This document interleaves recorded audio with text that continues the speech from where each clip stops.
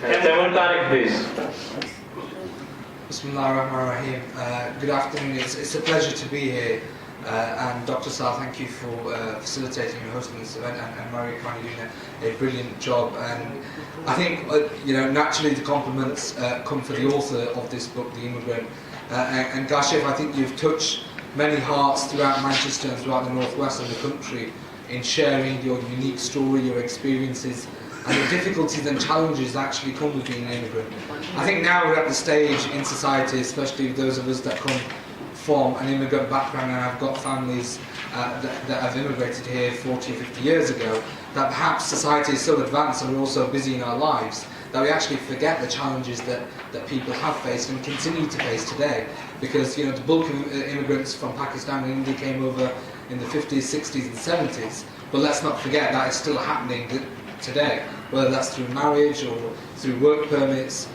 Whichever way, there are still new people arriving into this country, and that's something that should be celebrated, as has been said by other speakers as well. I mean, I just want to touch on really, as with all due respect to many people in the room, but as a young person, really, I was born here, bred here.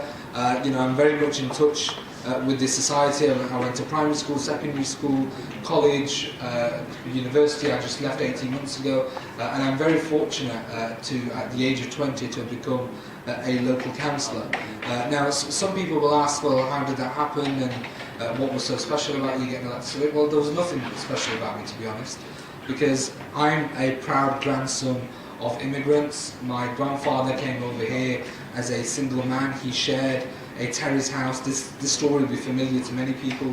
Shared a terrace house with 10, 11 other people who had shifts, separate shifts day and night at the paper mill. He struggled for 9 years and then called over his wife, my grandma, my father and his other 3 sons. And then obviously they went on to get married and kids were born, and I happened to be a product of that. But that's what it's about, that in society today we can celebrate that somebody who is a grandson of somebody who worked in the paper mills, who came to this country from nothing, from a poor village in Azad Kashmir, to build a support network for economic betterment, to bring their family over, and now they have second, third, and alhamdulillah, 4th generation as well in this country. That's something to celebrate. And yes, I'm very passionate about the political rhetoric, as my councillor colleague Rob Namaz has said, about the political rhetoric that comes out of these political parties. Obviously it's fashionable now in the last 6 months, and of course in the next 4 weeks, to be very anti-immigrant, to give this message of fear that this country is full. But what about the effective contribution of immigrants? Who talks about the challenges the National Health Service would face if it wasn't for immigrants?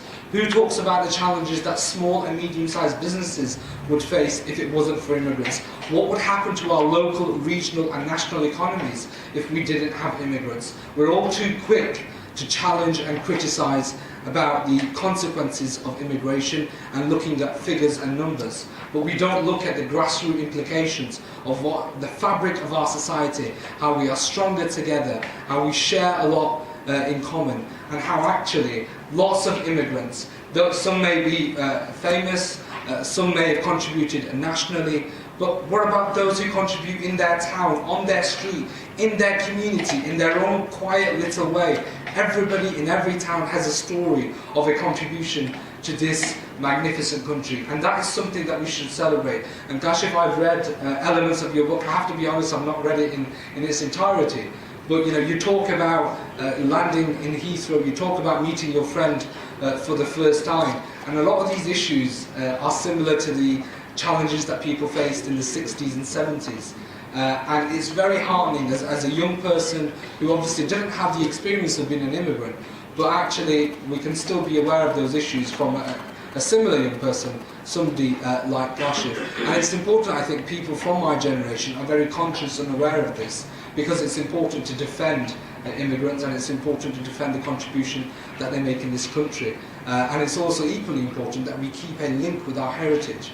So I went to Pakistan last year for the first time in 10 years. The last time I went, I was 14. So it was an eye-opener for me to go as a young adult, to see the changes there, the society, how people live, and also where my grandparents came from, because you know, I live here, I'm British, but I also feel a connection with that village, with the people, with my family, and you know, like a lot of people have said, we may live here, but it's important that we keep that strong, united bond, because that's how we have the betterment of Pakistan, where communities abroad, whether it's in the United Kingdom, whether it's in America, across the West, the Pakistanis who live abroad can make a significant contribution to Pakistan's betterment, especially in economic terms. And this is actually vitally important in the next 15 to 20 years, because naturally the links with Pakistan will start declining as you know, as the younger generation, younger generations than me, there will be less and less links. So we have to do all we can now to educate and inform our younger generation of the importance of the cultural heritage link that we have, and to develop and sustain those, whether it's through economic links, business links, or links through relations. These are very, very important. So on a conclusion, I just want to say, Kashif, thank you so much for all the effort that you've put in. It's been a challenge for you coming to this country, but actually putting that into words and explaining it to people and sharing your story, it will benefit many more people than you may have ever thought it would. And it's an inspiration and a message, I think, that we should share widely as far as possible, and it's something that should be celebrated. That's one of the important messages, that immigration is something that should be celebrated, and it has contributed to this country, regardless of what some of the political parties say nationally in the media or when they're knocking on your doors. That immigration is a positive thing, we're all beneficiaries of it, and we are all living day examples of it. Thank you.